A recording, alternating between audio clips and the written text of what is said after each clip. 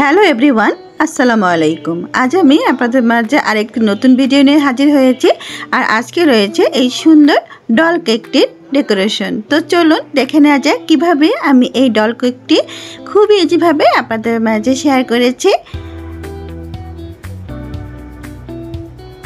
দেখতে পাচ্ছেন আমি কিন্তু প্রথমে কেকটাকে ক্রিম দিয়ে খুব ভালো করে সেট করে নিয়েছি। এখন আমি এই কেকটাকে ডেকোরেশন করে দেখাবো আপনাদের মাঝে। তো চলুন দেখে নেওয়া যাক। এখন আমি একটি প্যারেন্ট নাইফের সাহায্যে কেকের যে ক্রিমটা দিয়েছি সেটা খুব ভালো করে সেট করে নিচ্ছি। আমি কিছুটা ক্রিমে ইয়েলো কালারটা দিয়ে কেকের উপরে শেডটা এনেছি। আর আজকে আমি টপিক্যাল হুইপ ক্রিম ইউজ করেছি। আর ডিম আমি ইউজ করেছি এখানে দুটো বড় সাইজের।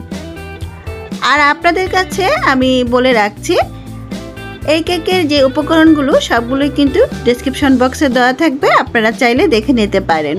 তো আমি ডলটা নিয়ে নিয়েছি। কিভাবে ডলটাকে আমি খুব ভালো করে উপরের অংশতে জামার একটা যে ডিজাইন আছে সেটা দিয়ে নিচ্ছি। আর এখন আমি এই কেকটার সম্পূর্ণ অংশটাতে কিভাবে এই ডলটা বসিয়ে কাজ করব সেটাও আপনাদের মাঝে শেয়ার করব। আপনারা যারা নতুন এসেছেন আমার চ্যানেলে, অবশ্যই আমার চ্যানেলটি সাবস্ক্রাইব করে দিবেন, পাশে থাকা বেল আইকনটি অন করে দিবেন, যাতে করে আমার নিত্য নতুন সকল ভিডিও নোটিফিকেশন আপনারা পেয়ে যান।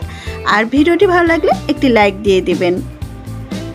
তো আমি ডলটা আপনাদের সাথে কথা বলতে বলতে পেছনের সাইড এবং সামনের যে সাইডটা সেটা খুব ভালো করে কাজ করে নিয়েছি। এখন আমি বসিয়ে দিলাম কেকটার উপরে ডলটা বসিয়ে দিয়ে কিছুটা ক্রিম চারপাশে খুব ভালো করে ডলের সাথে সেট করে দিলাম। আজকে আমি একটি স্টার নজেল নিয়েছি আর কিছুটা ক্রিমে এক সাইডে দিয়েছি ইয়েলো কালার। আজকে আমি রেডম্যানের ইয়েলো কালারটা ইউজ করছি।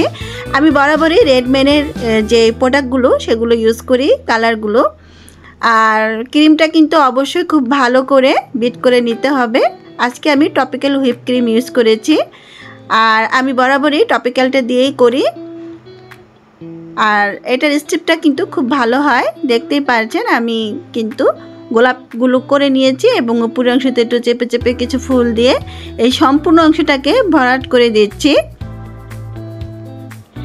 আর এরই মাঝে শেষ হয়ে যাবে আমার ভিডিওটি আর ডেকোরেশনটিও শেষ হয়ে যাবে। আমি আরেকটি নতুন ভিডিও নিয়ে আপনাদের মাঝে হাজির হব। সেই পর্যন্ত আল্লাহ হাফেজ। সবাই সুস্থ থাকবেন, ভালো থাকবেন এবং আমার জন্য অনেক অনেক বেশি দোয়া করবেন।